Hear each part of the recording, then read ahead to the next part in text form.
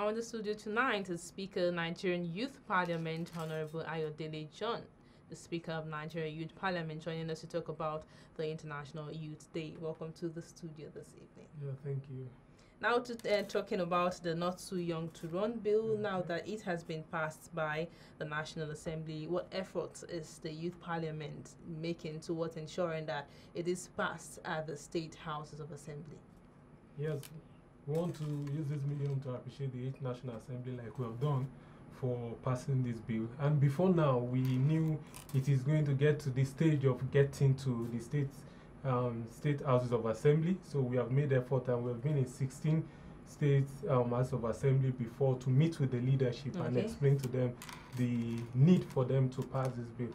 But now again, we've set up a committee of parliamentarians. We have 3 per state, which represents 1 per senatorial district, and the state youth parliament, so as a matter of urgency, meet with the speakers and leadership of the National Assembly for them to know the importance of passing this bill, not only to the youth of Nigeria, but to the nation as a whole. Okay, now in your opinion, looking at Nigerian youths, how do you perceive the Nigerian youths in taking up political offices? How would you say, how interested are they in taking up political offices? Yes, that's in your perspective. Yes, in my perspective, I think the Nigerian youth are very ready and they are capable and credible enough to take off positions of responsibility either in politics and even in every facet of the economy to ensure that there is development. So we are adequately prepared and ready. Okay, now this particular bill, talking about the Not Too Young to Run bill, there have been different critics of this bill saying that the bill is largely elitist aimed, saying that the elites would take it up and and use that as a means of pushing their words into political positions. How best do you think this can be handled? Yeah, thank you.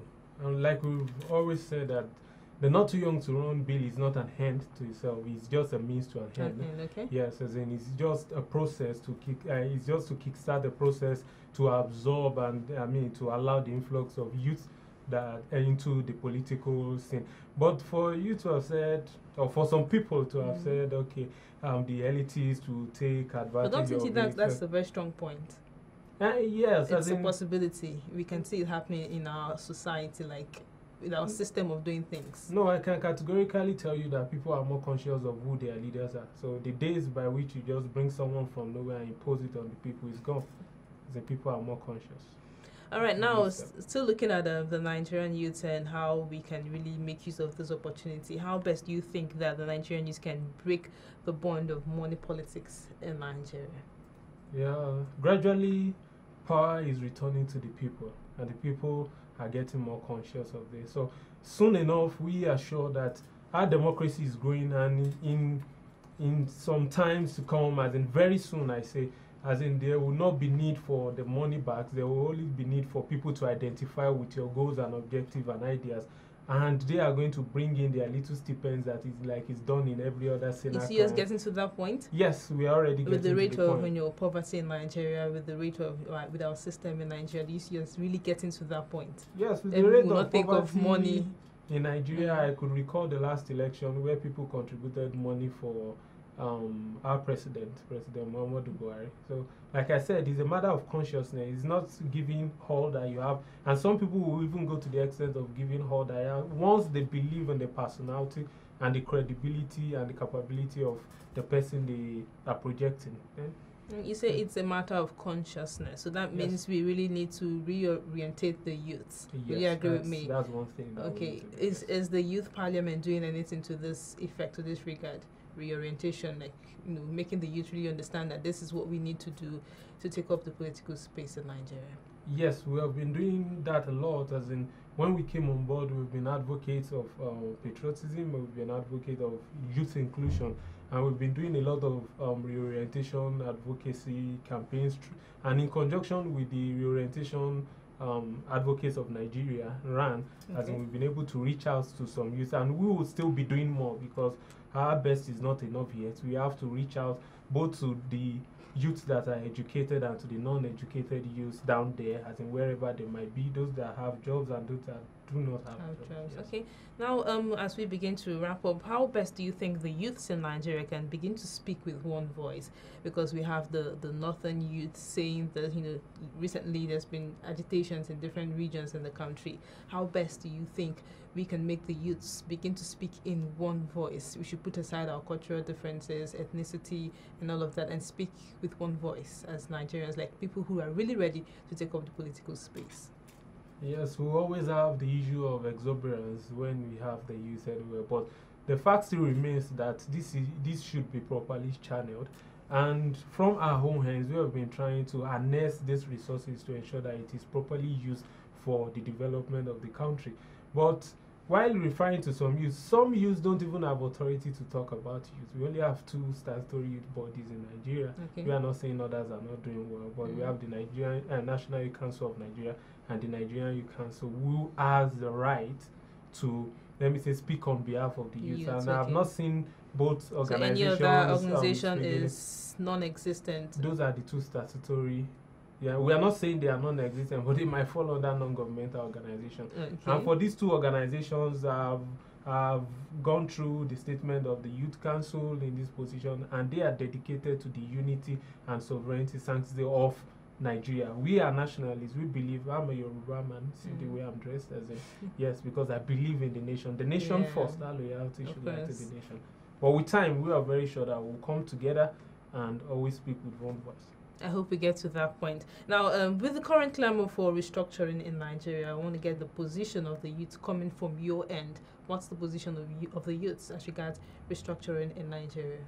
Yes, thank you. We are not happy with the way things are going, although I can say that what is happening is a real blessing to Nigeria, because it has made us to think in the right direction, which we also have been thinking for the past 30 years, that we have dedicated all that we have into the oil sector. But okay, let me say at this point that for us in the Nigerian Youth Parliament, it is important, very important, that we support the investment of the country into the non-oil sector for us to be able to move on. It is very important that we do come together as one, as a body of youth, and regarding the restructuring, as in, hardly would you see any nation that will come together with its federation state to come to the federal level to get finance. As in, and that is why we are saying from our own position as Nigerian youth that it is better for us to restructure what we have, that individuals can go and just determine their own prosperity, and just taxes go to the federal. It is even more convenient for the federal government, because they just sit down there and get taxed, and they don't get involved in what they shouldn't get involved in. But we need more expertise on this. We need more knowledge on this. And by our next sitting, we'll be bringing experts. We'll be bringing people that are knowledgeable, so that we can have an informed position, a knowledgeable position on this. And that is what the parliament does. We always come together. We get positions, we get knowledge, as an adequate knowledge on an issue, and we debate it as in objectively and in a non-partisan way, and we come up with a resolution which we will always stand by. All right. Now, what will be your message to the Nigerian youth today? Because like you said, from your standpoint, Nigerian youths are ready to take up political positions. Yes. Okay. So what would be your message, general message now, as regards taking up political positions, getting ready to go there and do big things? Because like you mentioned earlier, I picked out the fact that I said wherever you find youths, you find youthful exuberance. How are we not so sure that when we take up those offices, it's going to be something else? So what will be your message to Nigerian youth today? Yes, my message to the Nigerian youth is that, like we observe that so many of us have been basking in the euphoria of the passage of the not too young to run, and like I said, it is not an end, it is a means to an end. We really need to coordinate ourselves. That is the first thing. We really need to know what we want for this nation, and we really need to project people that could really take us to that desired destination. And for us to project such people have to go back to their local constituency, identify with the people, get registered, join the political party. As in, not until you get passed in the State House of Assembly, then you have to be a member of a political party to contest. So for you to make a change, you have to be in the system. And for us to be in the system, we have to come together. We have the largest demographic composition. And one thing that I would advise us that we have to stay out of hate speeches or speeches that are capable of destroying the unity of our country, Nigeria. Because we believe that together we can work things out. Yeah, that reminds me of something you said during the meeting, your meeting today. You talked about something about hate speech. Can you just throw more light on that as a fallout from your meeting? Yes, as in we have been seeing a lot of that. So many people declaring kingdoms and different different ethnic nations out of Nigeria, and they have been going away with it.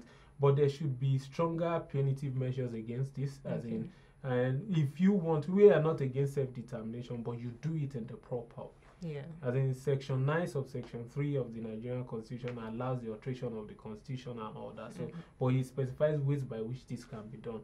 So within those contexts, as in we should guide all our utterances and what we do to be able to match or to fall into constitutional bounds or boundaries. So who advise them that let us shun this instead of us talking about this man is Igbo, this man. Let us talk about ways by which we can develop technology that the whole world will patronize.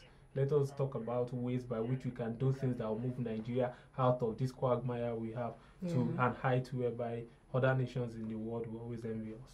Okay, now you also mentioned something from that meeting. You said you talked about the federal government calling it a state of emergency in some sectors. Can you just elaborate briefly on that as we wrap up? Yes, as in looking at what we have, as in sometimes they say government has no business in business. You have to provide an environment for businesses to thrive and for individuals or the private sector to come in.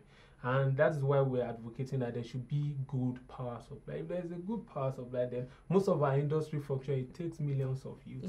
So those are the industrialization and agriculture drives any nation. And from what we are seeing, it's not working. So the